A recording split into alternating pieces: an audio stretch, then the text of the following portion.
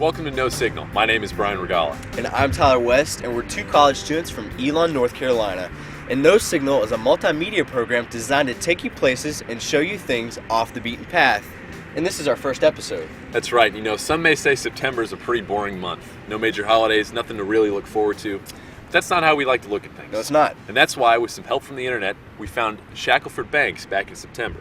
And Shakelford Banks is one of the most southern islands in the North Carolina bank system, and it's totally deserted. So, one Friday, we grabbed our camera gear, loaded up the Jeep, and headed out to the coast.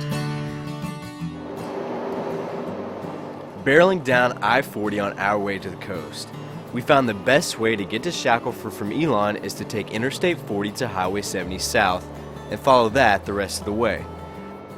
Because we started planning our weekend the night before, we didn't really know what we're getting ourselves into. But hey, everything worked out like it always does. We pulled into Core Sound kayaks right on time. We signed the usual liability waivers and got the PFDs. We were outfitted with 2 tandem sea kayaks and paddles. And for anyone who may be weary about paddling on the ocean, these boats are surprisingly sturdy, even in choppy seas. In all, the kayak rental set us back about $50 a person, and that was the best deal we could find. And Core Sound Kayaks cared about our safety. Dennis gave us his personal sea map and a bunch of information about the area.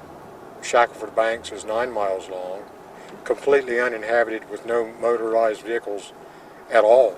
The very first and the easiest place to go to would be the area referred to locally as the horse pen. It's an area that has some barbed wire corral fences with a dock. It's 2¼ miles across, and it's typically about an hour paddle. By the time we made it to Harker's Island, the sun was setting fast. Dennis sketched us a map in the sand of the nearby islands, and he pointed us in the right direction. You can actually parallel that channel on the backside of these Morse Islands.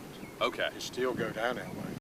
We unloaded the Jeeps and stuffed the kayaks full with camera equipment, camping gear, and food. We packed so much stuff that we almost didn't get ourselves in the boat. Yeah, and like we said, we are probably over the weight limit on this thing already, which is going to make for an interesting ride because, like we said, it's about an hour across, and there's nothing between here and where we're going. So, little chop. Ooh, let's go right. And Dennis was right.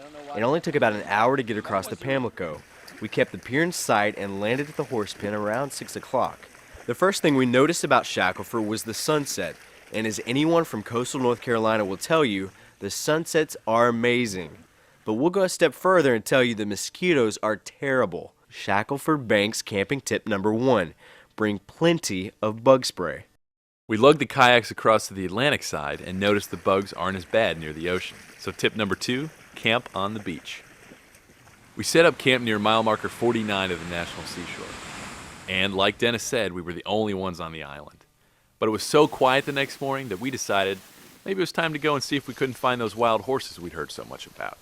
From our camp, we headed north towards the Cape Lookout Lighthouse. Most of the interior of Shakelford is prairie, and we were able to spot a herd of horses from a pretty good distance away. Which brings up camping tip number 3, pack enough water.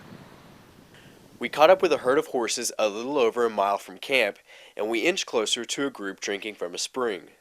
The National Park Service prohibits the provoking of horses, and we kept that in mind. Big animal. Alright, so this is where they drink. There's a watering hole right there. There's 3 of them hanging out. I'm not scared of human interaction. Park Service tries to keep human interaction to a minimum. Number 31. Let us touch them. Look at him out there, man. All horses are branded with a number. The park caps the herd at about 110. But how did these horses end up on an island? Well, these animals came with the Spanish conquistadores in the 1600s and have thrived on the island for nearly 400 years. Even though the horses are used to seeing humans, you should definitely try to keep your distance. Another thing, don't be shocked if the horses get too close. We were surprised when a herd cut right through our camp as we were eating lunch. That afternoon, we decided to head to Cape Lookout Lighthouse on the next island. Let's look at the old trusty map. Laminated. That's right. Waterproof. About 2.5, 3 miles. We'll stay along the shore here, curve around, and then be right over here at Cape Lookout. To suppose our paddle probably took twice that. We had technical difficulties in the beginning. First fan of power. Plus 48 on the other side. Needs to be off on both. Yeah, it's off. Then we ran aground on a sandbar and found a conch. What we have here is a conch shell, and as you guys know, conch are the creature that lives inside of the shell. You don't want to pick it up? I thought you were doing it. I can. After you. All right.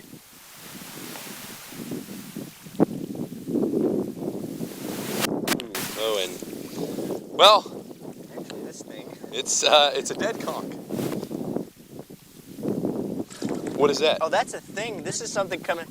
Yeah, something was eating the other one. Oh. This is not part of the conch shell. Well, all right, don't this pick- is a what is that snake thing? thing. This is something Did that that's sting coming you? out of a. No, it didn't are you sting. sure? We don't claim to be marine biologists, but we found one and learned that the animal was a knobbed whelk, and the long string, those were its eggs. When we finally landed on South Core, we made some more discoveries. The island is partially inhabited, and it allows off-road beach driving. For around $70, off-roaders can load their 4x4s on a ferry and drive along the beach.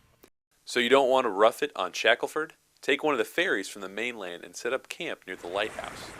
Don't worry, campers say even though there are more people, Core Sound is still secluded. You can camp on the beach. It's fairly remote.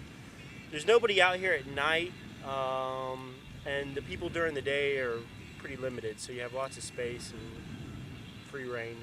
So camping tip number 4, if you want bathrooms, you're going to have to stay on South Core. If you want to experience all that this area of the Outer Banks has to offer, you really need more than a weekend. Visiting South Core will take a good chunk of your day if you plan to see the lighthouse and tour the keeper's quarters. We made it back to Shakelford just before the sun dipped over the horizon, and at that moment we came to a conclusion. Exploring deserted islands takes a lot of energy. That's why we suggest spending your last night on Shakelford like we did, relaxing by a warm campfire with a plate full of s'mores.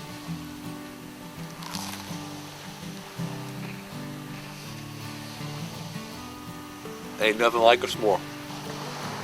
Especially when it drips all over your face, you know. Love it.